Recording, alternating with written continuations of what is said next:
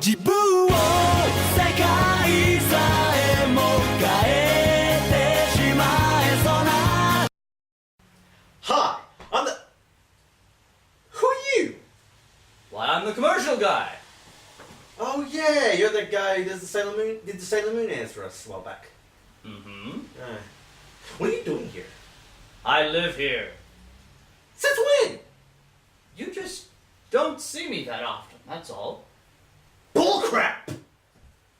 Oh, for the love of gosh. Oh boy. Okay, you know what? You will sit in the corner and let me review this anime. I will do as you say. And also you will help me out from time to time and speak for the analyst's behalf. I will speak on the analyst's behalf. This is Code Geass.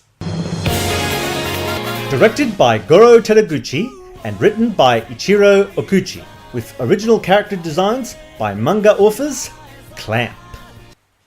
You would have thought Clamp would have learnt their lesson by now. I don't think so.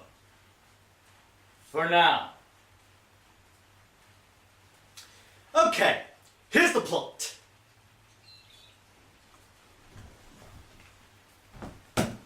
Code Geass is set in an alternative universe where, during the French Revolution, the nobles of all Europe fled to America, resulting in the country Britannia. During their reign, Britannia conquered Japan with its mecha army and turned the country into a land where the invaders live in splendor and the Japanese, now known as 11s, live in ghettos. So, let me get this straight. The Scarlet Pimpernel drops the ball on Europe's nobility. Then he invades America. And then invades Japan. Thus calling it 11. Yeah. I don't get it. Me too. Did the Pimpernel save the nobles? Anyway, it doesn't matter. Let's just move on to the character descriptions. Lelouch Lamperogue. He is the protagonist of Code Geass.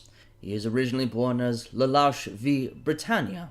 Lelouch and his disabled sister Nunnally were sent to Japan as political hostages because of his father, the Emperor, is an asshole who assassinated Lelouch's mother. This motivates Lelouch into building a peaceful world for his sister, even though all she wants to be is with him.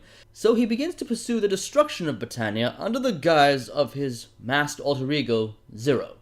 And as Zero, he creates a military force known as the Black Knights to kick some Britannia ass. Also, for the English dub, he is voiced by Johnny Young Bosch. Excellent! Cece, or C2, is an immortal witch who bestows the power of Geass upon Lelouch under the condition he grants her greatest wish, later revealed to be for Lelouch, let alone anyone, to kill her. Wow, talk about a death wish. She helps with his plans in order to ensure that he remains faithful, that he fulfills the contract. Cece often comes to get Lelouch out of tough situations.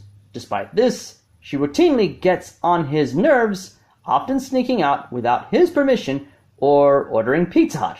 That's right, Code Geass was sponsored by Pizza Hut in Japan. With his credit card. Suzaku Kururugi. He is Lelouch's childhood friend, and the son of Japan's last prime minister, Genbu Kururugi. He is aligned against Zero's Black Knights, but nevertheless intent on changing the Britannian Empire for the better.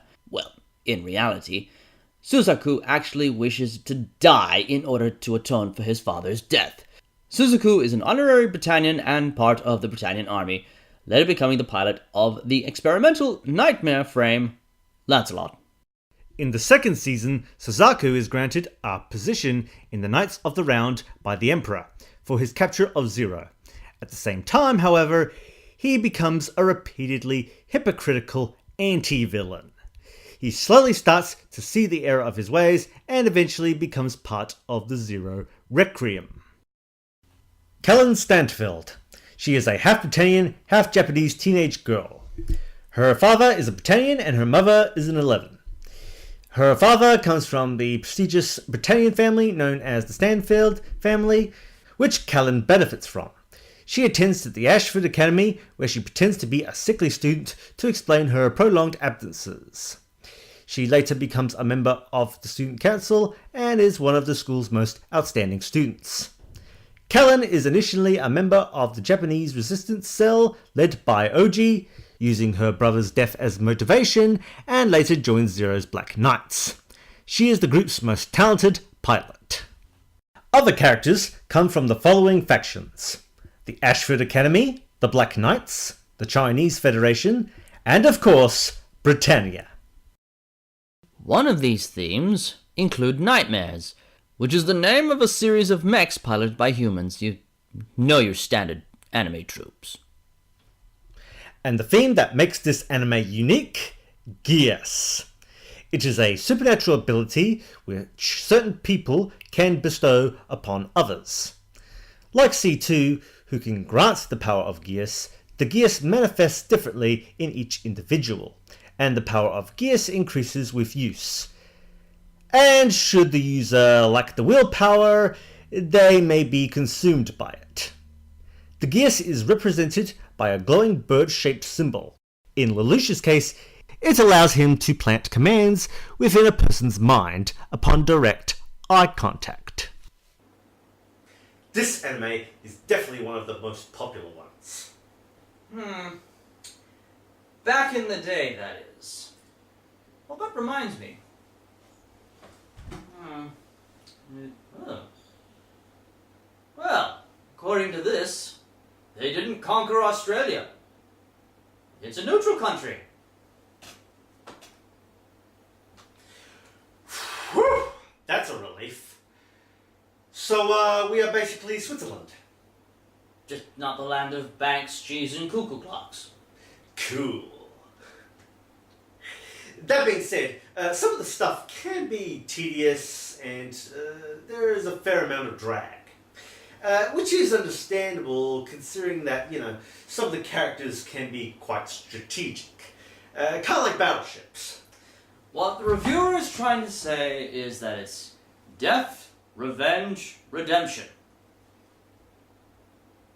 Other than that, I have nothing else to talk about.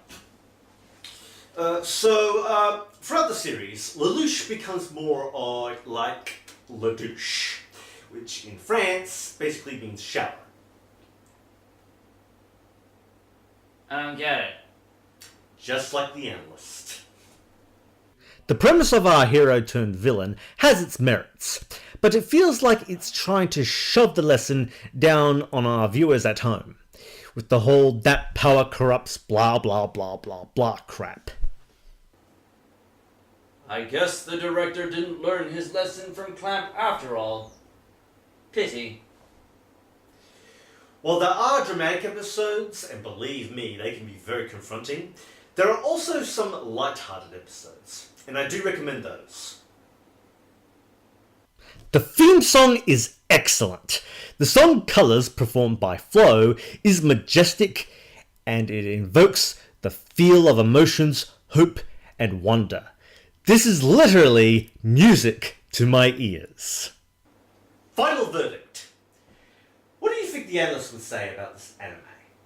Well, he would end up dazed and confused. Watch at your own risk. Yeah, that's pretty accurate. Well, for me, I'm not sure. This anime is good and has some good stuff, but there is something off about it. Maybe it's the politics, or plot within the plot, and not getting to the point. Or the fact that Ledouche and Susaku becomes morons and crap, when all we really want is Britannia taken down by a hero. Well, on the plus side, it all ends decently and hopeful. As for the negative stuff, kiss Here's my geass. Unfortunately, there is a lot to cover, and we don't have the time or the energy to make another 3-part review. However, I can see why a lot of people like this anime. And with a few tweaks here and there, maybe some element changes, I would have actually enjoyed it. Like Star Wars or something. Yep, I'm just not convinced. I mean, of course I'm not going to wait for the geass to take over my mind and make me decide. I'm going to let the people choose instead. Because this is not a dictatorship, and we have a democracy.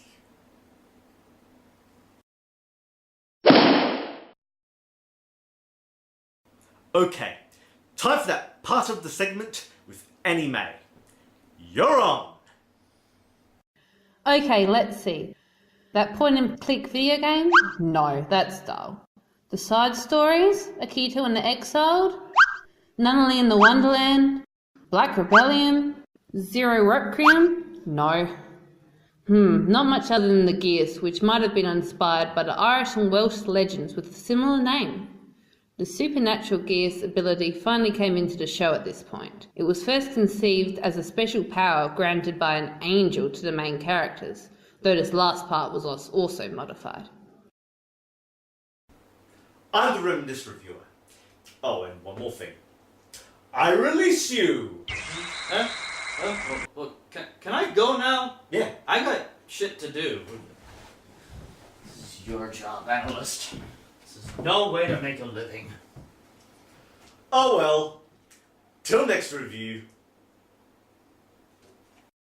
自分を世界